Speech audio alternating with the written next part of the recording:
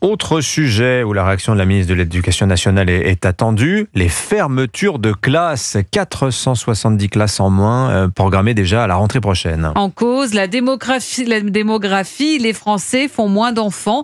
470 classes vont donc fermer, dont 180 rien qu'à Paris. Le chiffre définitif sera connu ce soir.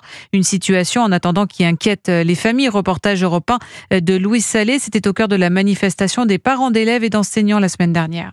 Élèves, profs, parents et poussettes défilent dans la rue, inquiets de constater que Paris se vide d'une très jeune génération d'écoliers. Christian est papa de Roman en petite section. Il y a une question de coût de la vie à Paris, il y a une question de coût des logements à Paris qui fait que beaucoup de jeunes parents, quand ils doivent avoir un peu plus de place pour leurs enfants, vont hors de Paris, que ce soit en région parisienne ou ailleurs en France. En 10 ans, les écoles de la ville ont perdu plus de 30 000 élèves, mais cette baisse démographique est à peine ressentie dans le privé qui attire toujours plus de familles.